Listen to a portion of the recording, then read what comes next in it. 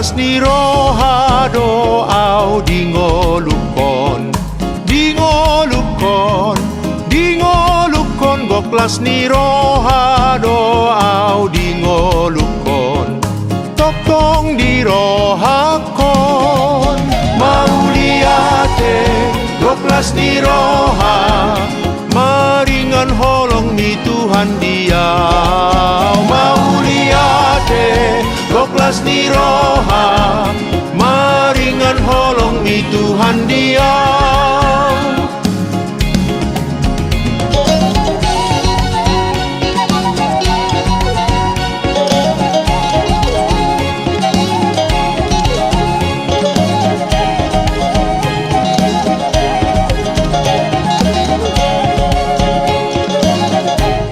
Shalom, selamat hari Minggu, salam sukacita bagi kita semuanya. Salam jumpa kembali dalam renungan harian Minggu 12 Februari 2023 yang mengambil judul Kebahagiaan Orang yang Hidup Menurut Taurat Tuhan. Sebelum kita mulai renungan harian hari Minggu ini, mari kita berdoa. Damai sejahtera Allah Bapa yang melampaui segala akal, kiranya menyertai kamu sekalian dalam Kristus Yesus Tuhan kita. Amin. Renungan Minggu hari ini dari Mazmur 119 ayat 1 sampai 8. Demikian firman Tuhan. Berbahagialah orang-orang yang hidupnya tidak bercela, yang hidupnya menurut Taurat Tuhan. Berbahagialah orang-orang yang memegang peringatan-peringatannya, yang mencari Dia dengan segenap hati, yang juga tidak melakukan kejahatan, tetapi yang hidup menurut jalan-jalan yang ditunjukkannya. Engkau sendiri telah menyampaikan titah-titahmu, supaya dipegang dengan sungguh-sungguh. Sekiranya hidupku tentu untuk berpegang pada ketetapanmu, maka aku tidak akan mendapat malu apabila aku mengamati segala perintahmu. Aku akan bersyukur kepadamu dengan hati jujur apabila aku belajar hukum-hukummu yang adil. Aku akan berpegang pada ketetapan-ketetapanmu. Janganlah tinggalkan aku sama sekali. Saudara yang kekasih, Aristoteles mengatakan, kebahagiaan merupakan tujuan utama keberadaan manusia. Seluruh perwujudan dan akhir dari kehidupan dan sasaran dari semua sasaran. Karena kebahagiaan itu meningkatkan mutu kehidupan. Firman Tuhan hari ini memberikan kita resep untuk memperoleh kebahagiaan hidup. Ayat 1 dibuka dengan perkataan berbahagialah. Bahasa aslinya asher, yang menurut penafsir berarti keadaan yang diberkati saat kita melakukan sesuatu dalam ketaatan. Artinya, kebahagiaan tidak datang begitu saja, tetapi akan menghampiri kita jika kita berusaha taat, jika kita mau melakukan, jika mau mengorbankan sesuatu untuk memperolehnya. Itulah yang dilakukan pemazmur Daud. Dia mencari, memegang, menuruti semua perintah Tuhan. Itu menekankan bahwa bila kita mau mencari Allah dengan segenap hati dan dengan segenap kemampuan dan fasilitas yang kita miliki, mau menaati, melakukannya, situlah kita memperoleh kebahagiaan. Seperti dikatakan Yesaya 48 ayat 18, sekiranya engkau perhatikan perintah-perintahku, maka damai sejahteramu akan seperti sungai yang tidak pernah kering, dan kebahagiaanmu akan terus berlimpah seperti gelombang-gelombang laut yang tidak pernah berhenti. Dan yang sejajar dengan itu, bila kita mau mencari Tuhan dengan segenap hati kita untuk menaati firman-Nya, maka disitulah kita akan menjadi orang berbahagia. Semakin kita dekat dan bersahabat dengan Yesus, maka semakin berlimpah kebahagiaan kita. Kita hidup di dalam dunia yang telah jatuh dalam dosa. Kapanpun dan dimanapun kita menemukan ada begitu banyak godaan yang dapat membuat kita jatuh.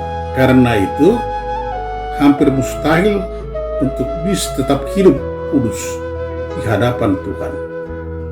Pemazmur menyatakan bahwa orang yang berbahagia adalah yang memegang firman Tuhan dalam hidupnya, yang artinya melakukan firman Tuhan. Tidak mungkin bisa tetap hidup kudus jika tidak menghidupi firman Tuhan, sebab kekuatan dan hikmat untuk menghadapi dunia hanya dapat diperoleh dalam firman Tuhan. Bagi pemazmur, saat ia hidup dalam firman, ia tidak akan mendapat malu. Pemazmur tidak menganggap firman Tuhan hanya sesuatu yang sampai lalu dalam hidupnya, juga bukan hanya direnungkan saat diperlukan. Ia rindu akan firman Tuhan.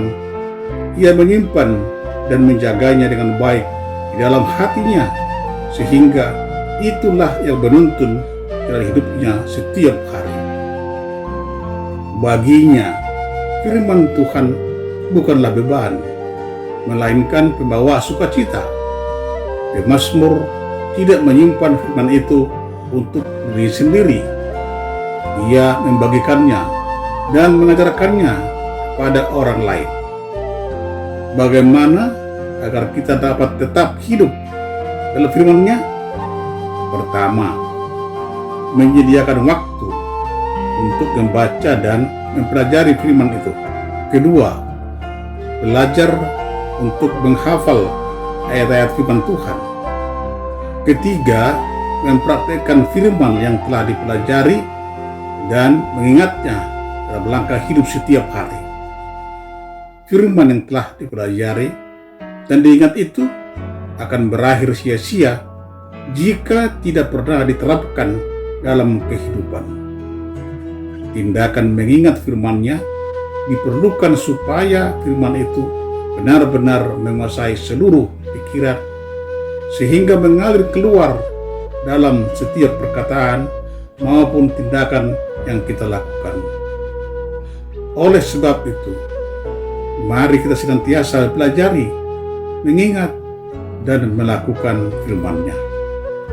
Marilah kita hidup dalam firman-Nya agar kita mampu menghadapi dunia ini dan menjaga kekudusan hidup sampai kita bertemu kembali dengan Tuhan kita di surga kelak dalam kekudusan dan kemuliaan-Nya. Amin. Mari kita berdoa.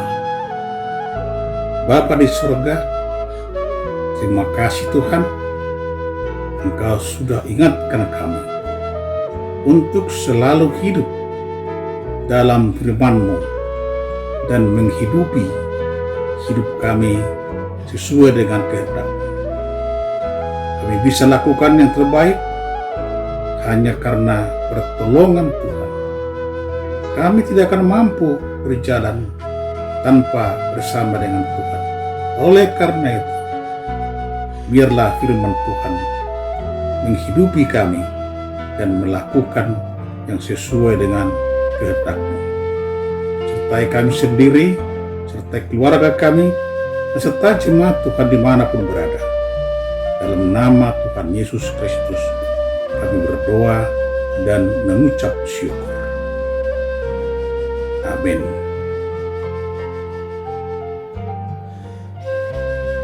Selamat hari Minggu.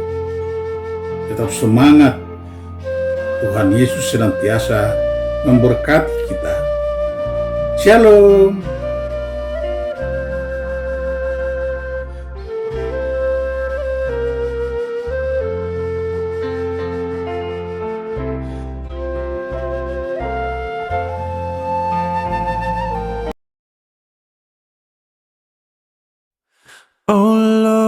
my God. When I, in awesome wonder, consider all the worlds thy hands have made, I see the stars, I hear the rolling thunder, thy power throughout the universe displayed. Then sings my soul, my Savior God, to thee. How great thou art, how great thou art. Then sings my soul, my Savior God, to thee. How great thou art, how great thou art. And when I think that God his Son not sparing sent him to die, I scarce can take it in, that on that cross my burden gladly bearing, he bled and died to take away my sin. Then sings my soul, my Savior God, to thee. How great thou art, how great thou art. Then sings my soul, my Savior God, to thee. How great thou art, how great thou art. When Christ shall come with shout of acclamation and take me home, what joy shall fill my heart. Then I shall bow with humble adoration